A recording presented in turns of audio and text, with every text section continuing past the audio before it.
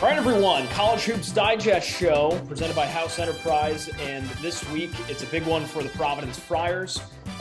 They're red hot, obviously, as we know, and what better of a guest to have this week than the man himself, former Friars beat reporter for the Providence Journal for many years, and now more importantly, the founder of Kevin Mac Sports, Kevin McNamara.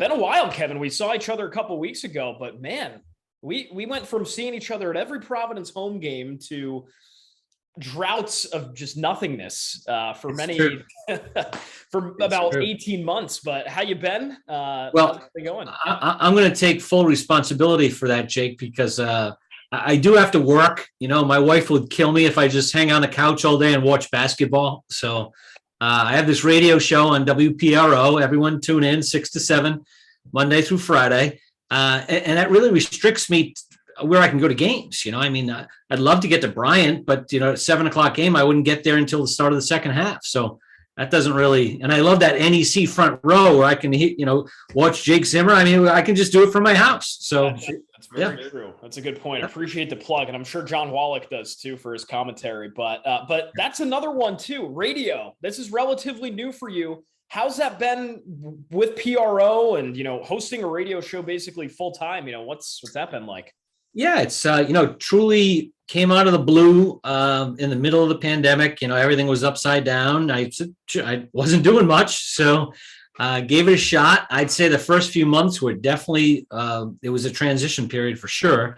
I've been on shows like, what we're doing now for 30 years, but to host one, I have great respect for the radio pros who do 3 and 4 hours a day. That's a full-time job. People don't really get that, but it is because just for 1 hour, the preparation and, finding the cuts, and it takes a little time, and it's been interesting. It's not a normal talk show because with only an hour, we don't really take many calls because there's just so much information I want to get out there. And, when I do go to a game, whether it's a Patriots game or a Friar game, you want to get some Belichick and Cooley and Nate Watson cuts and have people hear from the coaches and the athletes and not myself or the callers. The callers add a lot, I think, to one of those long shows, but in an hour, I just want to get all the information and the news out there. So it's been fun. I agree. I think in radio, I would, obviously I've been in the broadcasting ring for, I think 7 years now, but I would just run out of takes for radio if I was doing 3-4 hour shows every single day. I mean, how argumentative can you truly get? It's not for me, but yeah. And this really isn't, a hot take radio, which I get a little tired of that, in all honesty. And, there's hot take TV and I get it, I get it. And that sells and that's interesting, but I don't need the callers' hot takes to fill up an hour. Right. You're not a Skip and Shannon kind of deal on FS1. No. Good respect for them, but I can't deal with the constant, incessant back and forth. That's neither here nor there, though. The show has got great reviews on social media and beyond, I'm sure. So that's awesome that you get to do that. Let's dive right into the Friars now. And Kevin, your many years, I mean, you've been doing this for a long time, breaking down the Friars. 16-2. The 2 losses come against 100 Ken Pom teams. They're not teams that you say, wow, that loss stands out. This has to be up there in the top couple of seasons for the Friars for you over the years. So what stood out for you?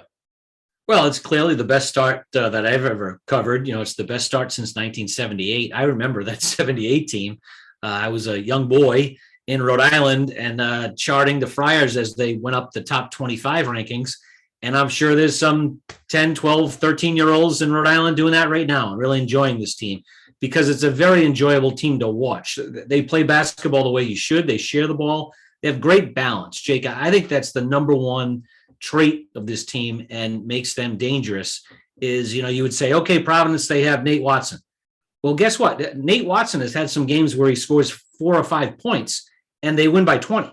So the balance that they've shown, the toughness that they've played with, the versatility, And defensive, they've been very consistent on defense, and that'll take you a long way. So it's been the best, start that I've covered. Is it the best team I've covered? It's certainly not the most talented by any stretch. And I guess we'll find out in March when the games really count. I agree. When the lights turn on and, it starts off the Big East tournament, the Garden, right? It's, what are you made of? How's that going to parlay into the tournament? Which it seems, I think the Friars at this point, it would take a significant course off the rails to jeopardize any at-large bids. But, Sure. Kevin, something that's come up these past couple of weeks and even months from the beginning of this team has been, this is just the way that Ed Cooley wants to play basketball. And some are saying that this is his best collective team, the best, the team with the highest chemistry, right? Do you see any of that at play here? Is that, is the identity, sort of a reason why this team's thriving right now?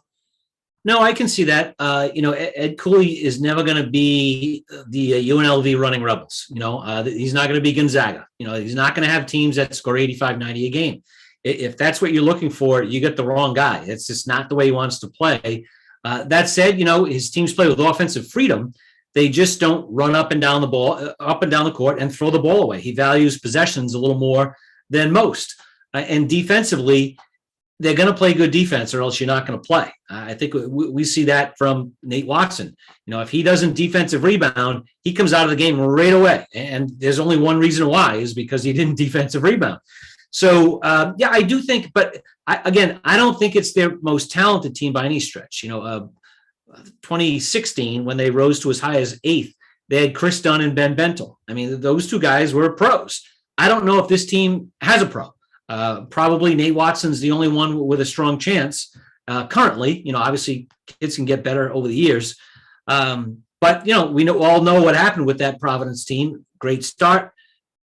Big East roughed them up a little bit, excellent year. And they lost, they had the one NCAA tournament win in Ed Cooley's time, last second win over Southern Cal, and then they lost to North Carolina. So it's all about the draw in the NCAA tournament. Obviously, the better seed you have, improves your chances for a first and second round win. Simple as that.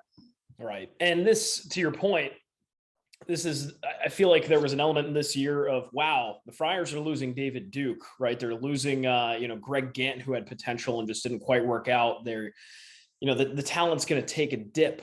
But then, the Friars coaching staff goes and hits the portal. They have a lot of question marks like Al Durham, Justin Minaya, a few others that have come in and made a significant impact. So again, this is arguably a less talented team than last year. Feels almost as though they're just doing the right things, Kevin. Yeah, I think it's probably a less athletic team. I don't know if it's a less talented team. It's less athletic, but it's a better shooting team. It's a better defensive team. It's a better ball handling team. It's clearly a better smarts team, and they play more as a team. So all those are huge check marks and lead to winning. And, you got to give the coaching staff an awful lot of credit when they brought in Al Durham. I watched a lot of college basketball. I knew who Al Durham was. He was a very solid player, not a great player by any stretch at Indiana, two-time team captain, 1,000-point scorer at Indiana. He's pretty good. Justin Minaya, faintly remembered. I mean, faintly, not much. I remember him from being Omar's son like I did, but exactly. And actually he played against Providence a couple of years ago, bench player, no big deal, no great shakes. Boy, they hit a home runs with those two guys, absolute home runs.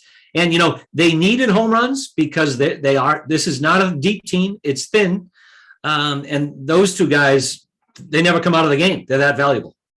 Right. And it's worked out in the Big East. Obviously, the Friars only one Big East loss. It was a thumping at Marquette, which is kind of one of those that, excuse me, you just kind of write off. Like Ed Cooley said, they were tired. That's no excuse, but you got to hit the road. And so far, 6-1 in the Big East, 16-2 overall, right where they want to be against a really good Xavier team coming up on Wednesday. Now, looking at the matchup here, Xavier's ranked 21 in KenPom. They've got a really good resume to start things off. Some losses at Iowa State, who's a tough team, a pair of losses to Villanova, and then Marquette, right? So just your overall thoughts from afar, Kevin. Obviously, you and I both haven't been keeping up with the Xavier season in depth, but what impresses you about this team? Yeah, I like their physicalness. They're a very mature, strong team. It starts at point guard with Paul Scruggs. He's never been a point guard in my eyes, but he's a winning guard, 6'5", 205 pounds, really strong, very tough matchup for Al Durham, Jared Bynum. I'm not quite sure what Providence will do there. That's just a bad matchup. It'll be interesting to see what they do with Scruggs. Colby Jones is a very good shooter, one of the good rising wing players in the league. I really like Zach Fremantle. He's been one of the best big guys for a couple of years. He is coming off. He had a foot injury that kept him out a good chunk of the fall and into the start of the year. He's an active type big guy that gives Noah Hawkler issues.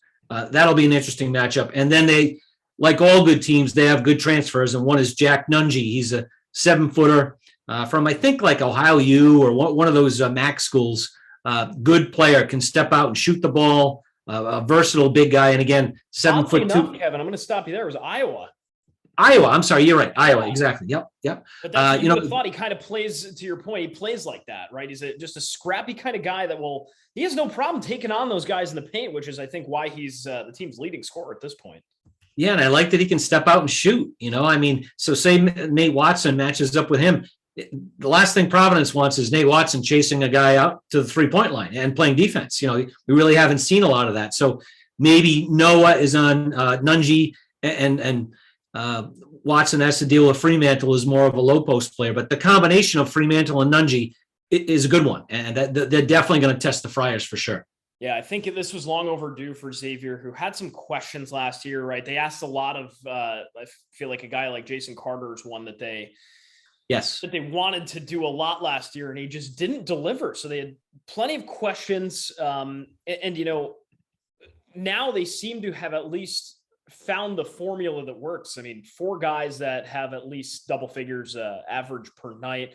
You've got Colby Jones, a guard, leading the team in rebounding with 8 per game, and then Nunge right behind him with 7.1. This is his team that I don't want to make any comparisons to Providence necessarily, but they also feel like they feel as though their chemistry's good, right? They're sharing the ball. They're making real good defensive stops when they matter. And I think there's an element of that when you look at Xavier as the threatening team that they are. Yeah, and we can't leave out 2 good shooters. Both Nate Johnson and Adam Kunkel can make open shots. So, no, they have a lot of good pieces. Travis Steele, I think, is a good coach. It'll be interesting to see, what the Cintas Center is like on Wednesday. I think Providence now has a ranked team, and they saw this at Marquette. No question. Marquette was coming off a 4-game losing streak, had to win the game, like really had to. But they were pumped and jacked, as Pete Carroll would say, because they were playing a ranked team. Now, Xavier's ranked as well, but they know Providence is coming in first place, 16th and 17th in the country. They will be ready for the Friars. I think it's their toughest game of the season on the schedule so far. Maybe that Texas Tech game, but Texas Tech was at home. But this is a major test for the Friars. I think your friend Ken Palm, I think he'll come out with maybe a 5 to 7 point spread in Xavier's favor. So right now, there's a perfect lead up to it, right? It's Mr. Pomeroy has a 74 to 67 win for Xavier. So that's a 7-point swing. I think Vegas, that gap will probably be less than that. But in your eyes, what kind of strengths do you think Providence have that play well against Xavier here? Well, especially when you go on the road to a place like the Cintas Center, they've only won there one time. You have to get to the free throw line. You have to put the game in the hands of the referees to some extent when you're a road team like Providence. And that means Nate Watson. And it means, I think, a really interesting player for the Friars is Noah Hawkler. He might be one of those barometer guys. When he plays well, the Friars play well and have a chance to win. His worst game of the season by far was the Marquette game, and that was Providence's worst game of the season by far. I want to see Noah go out on the road and play really well against a good team like a Xavier team. So I want to see Providence's front court take it too. We just sang the praises of Nunge and Fremantle. I like them. They're good players. I like Providence's big guys better, but they have to show it. What do you think changed about Hawkler's game? Again, that's a guy that had so many questions coming into this year. It's average output, not what Providence fans had expected in 20 to 21. And for him to come out and almost be dubbed as Mr. Clutch this year, that says a lot about how his game's changed. What specifically do you think changed for him? What's different about his game? Well, number one, this is his third year at Providence. He had a full redshirt year 2 years ago. Obviously helps. I'm a huge redshirt guy. These guys who transfer right away as young players and then try to use it, burn a year, it never works. I shouldn't say it never works, but good luck to them. It's really hard. Noah, I think, has really benefited from his sit-out year. And last year was just wasn't a good year for anyone on Providence's roster besides David Duke and Nate Watson. It's as simple as that. It really wasn't college basketball. There were no fans. There was no buzz. You're taking a free throw and you can hear, your teammate chewing his gum next door to you. I mean, it just wasn't college basketball. And I think Noah is one of those guys who gets off on, the emotion. He likes playing at home. He likes the crowd. Clearly, has an extra hop in his step for home games. And basketball wise, you make the three. He was a pretty good outside shooter last year. Now he's really hunting the three to the point where Providence comes out of timeouts. We saw in the Georgetown game, came out of a timeout, drawing up a play for Noah to shoot 3-pointers. That totally changes his talent, because he's a very good rebounder. He's a good offensive rebounder. He's a very good defensive rebounder. He doesn't put the ball on the floor all that well to go by his man, so he has to be able to make jump shots. And, the opponents know that too. But when he's making shots, the Friars they're tough. I agree. Look at those home games that he stood out. Seton Hall sticks out, right? I think it was 5 for 7 from 3 at one point. That's a miraculous line from the field. And, you could almost see the energy inside the dunk ride and die with Hawkler too at that point. Oh, there's no question. It's funny. I know Coach Cooley has told me a couple of times. He said, well, when we make shots, I think that's the weakest part of their attack is their 3-point game. If you think about it, who's a real good 3-point shooter? Really no one. You would think AJ Reeves, but his numbers don't say he's a real good outside shot. But when they get a little bit from Reeves, a little bit from Hawkler, Bynum knocks one in, Al Durham, and now Mania is starting to make some. Again, that goes back to what I said before, that balance. If somebody's going to make some, then it's not just on Reeves and Hawkler to make a shot. There'll be openings elsewhere. Right. So I'm not a fan of the score prediction question. I think that's just unfair. But, with the 7-point swing on the analytics sites, I'm not sure. This game could go one of two ways. It could either A, get out of hand like it did for Marquette, or B, it's going to be real. It's going to be closer than 7 points, in my opinion. So curious to see where how you think this game can go almost. Yeah, I would say if Providence is going to win this game, it's going to be within 2 possessions. So it would be, I would say 4 points. You could say 6, but I'd say more within 4. Where if Xavier takes control of this game, they can win from 7 to 10 points. So I can see them covering the spread if they win at home. It's a difficult game for Providence. They're coming in with an awful lot of confidence. They're a very confident team right now. I think they know that they can compete in every game. They think they can win most games, if not every game. Why not? It's 16-2. But at Xavier is a very difficult game. So, if I had to, if the spread's 5, I do think there's a difference between, by the way, and now that I have this radio show, I look at sports betting very closely because it's the segment on our show. There's a big difference between 5 and 7 points, needless to say, in basketball, dramatically because of the 3-point shot. So if the spread's it goes from a 2-possession to 3-possession game. Exactly. And I think if it's 7, I like the Friars to cover the 7. At 5, I can see Xavier. Yeah, that makes sense. It's one of those games that, if the Friars win it, I think the wind's in their sail, right? I think nothing can stop them except a red hot Villanova potentially. But, and we get right into it after that. It's almost a revenge game in Marquette.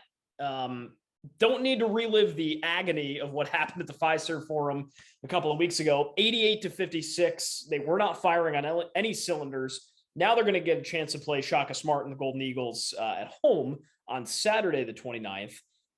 That's going to be a really interesting one for a few different reasons. I think, obviously the Rhode Island kid and Tyler Kolek is back in the building, but more than anything, this is just simply, while there's an element of revenge, it's just simply a good Big East opponent that's emerged in Marquette this year.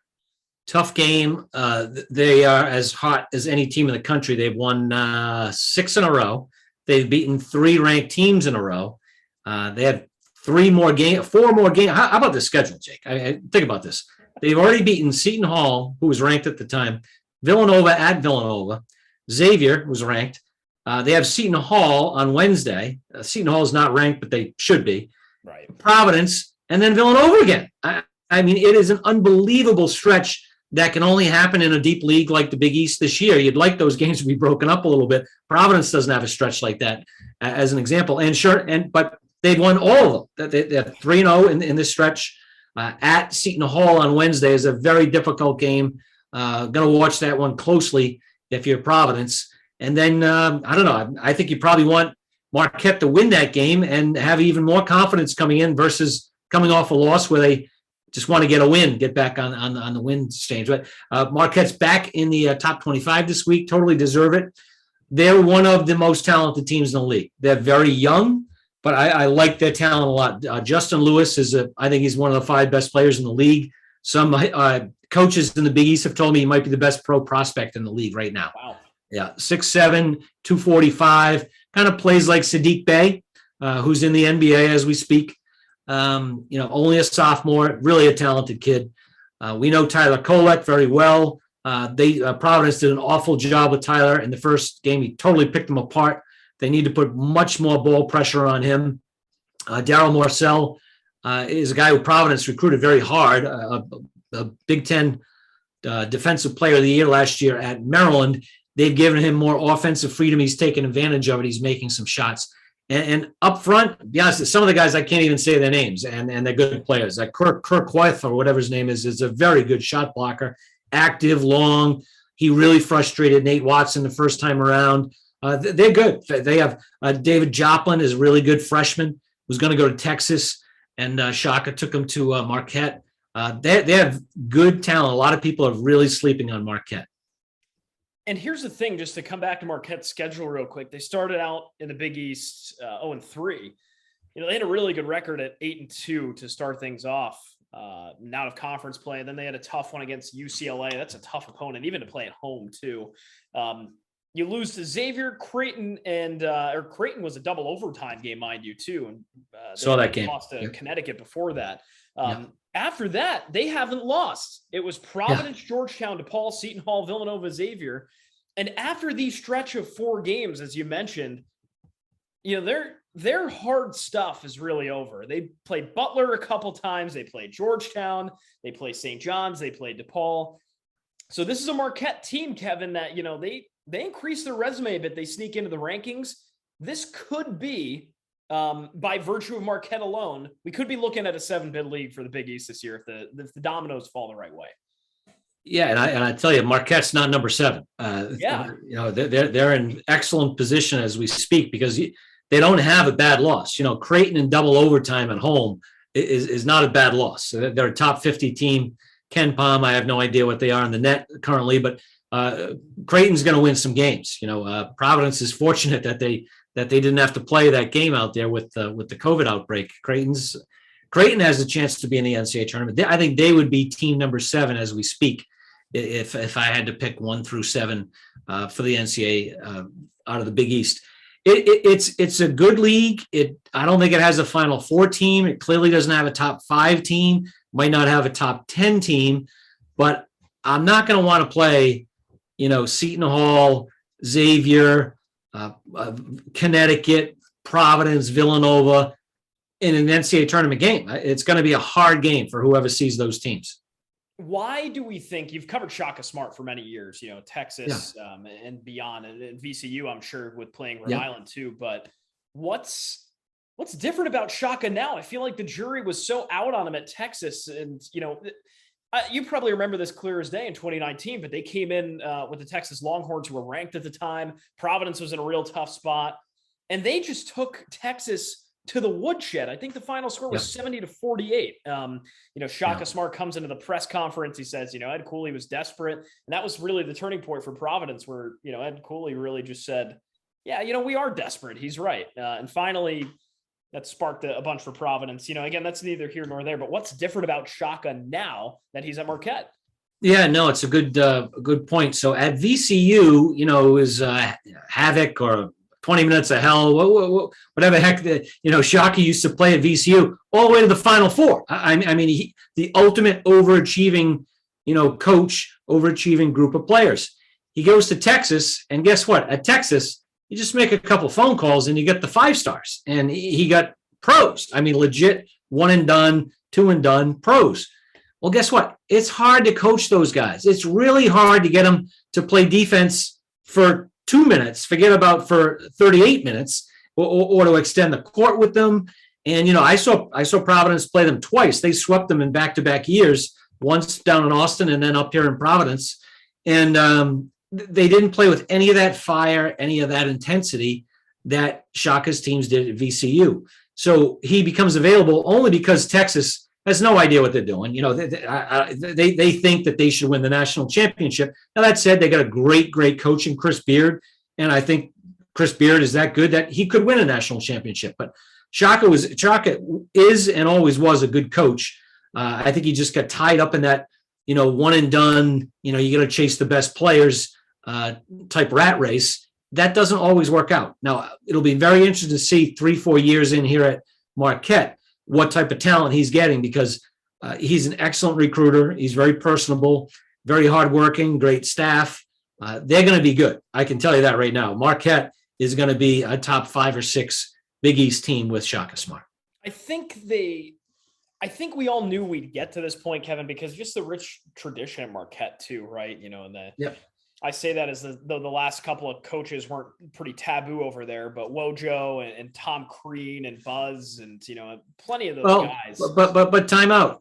Tom Crean took them to the Final Four. Obviously, he had Dwayne Wade. That's the thing. And he had other good teams, and then Buzz came in and he had some very good teams, top 10 teams. And, I think Marquette, that's what they expect. They expect to be in the top 25 and compete for the top of the Big East. Well, okay now, but that's hard, okay? I can tell you that right now, because Villanova's trying to do that. Connecticut now is trying to do that. Creighton has been doing that. Xavier is doing that. Providence is top 3 in the last 10 years and wins in the Big East. It's hard. It's hard to do it consistently. They fell back a couple of years. They moved down from Wojo. It's fine. Totally understand it. I think they made a good hire with Shaka Smart. I think so too. That's about the best guy you can get on the market that was willing to come to Marquette, that laid out a nice vision. And I will say Shaka does look better with a relatively full head of hair too. He does. And how about he's from Wisconsin? I didn't really realize that until they hired him. I'm like, Shaka Smart's, I had him from, maybe Virginia because he was at VCU, but he's from Wisconsin. So God bless him. Hey, he went to Cal U in Pennsylvania too. So I get it, from the mid-Atlantic area, right? That's naturally where I gravitate with him, but that's just where he started, right? So sure. It's humble beginnings, but we'll close it out with this. Last time Marquette came into the dunk, it was 84-72. Providence controlled the whole game. Obviously, you can't really compare teams from 2 years out. Circumstances have changed. We just talk about Shaka, but expectations for Saturday against Marquette, Kevin? It'll be an unbelievable crowd. That's number one. And, Providence is undefeated at home this year. I think they're 12-0. They're going to be really difficult to beat at home. I don't care who the opponent is. Villanova, Marquette, Connecticut, doesn't matter. I like a huge chip on Providence's shoulder. I watch Wednesday's Providence game, but also Wednesday's Marquette Seton Hall game. I think that'll be interesting. If Seton Hall can get them, Marquette will really be ready to play against, really be desperate to get back on the winning side against Providence. If they were to go in and beat Seton Hall, young team, maybe getting a little fat and happy, in the top 25, long winning streak, maybe Providence could jump on them. So I expect a very competitive, close game, not a 30-pointer, that's for sure. Even with 8 to 12 inches of snow, you still think this crowd's coming out? Jake, I'm juggling 2 games on Saturday. Brown's playing Cornell that day. Time for snow? Snow. Come on, that's easy. No big deal. Oh man, they'll be there. That should be a real good one. Hey, I might even be there. I was supposed to do Providence women's hockey at 4:30, same time on Nesson. I've been bumped for the Nesson talent. It's the hockey's game of the week. So come on, you are the talent. Come on, yeah. But that frees me up. Now I can show my face. So it's less than a mile walk from my house. I can make it work. Perfect. Well, that's a hot ticket. You'll be good. Yes. Kevin McNamara, ladies and gentlemen. Kevin, thank you so much. Always a pleasure. Where can the viewers of College Hoops Digest engage with your content and keep up with all the stuff you're doing this year? Sure. Yes. KevinMacSports.com. It's my website. I'm on Twitter, Kevin McNamara 33. Tweeting my head off. I probably should just, I don't know, who tweets more, you or I, Jake? I'm not quite sure, but we both tweet too much. Okay, let's just. I'll meet you there. Yeah. And also give me a shout on the Kevin Mac Sports Hour on WPRO in Providence. You can stream it. You can get it from your, so many people say, oh, geez, I listen to sports radio in New England and all you talk about is the Patriots and the Red Sox. You're right. Well, guess what? I don't talk about the Patriots and the Red Sox all that much this time of year. I can tell you that. We're talking about the stuff that we talk about right now. So give it a shot, 6 to 7, Monday through Friday. Hey, not much to talk about other than Tom Brady's retirement here for the football scene. It's potential. Don't want to say anything that is too taboo, but who knows? Kevin, thanks so much. We'll catch you at the dunk this year. You're welcome, Jake. Take care.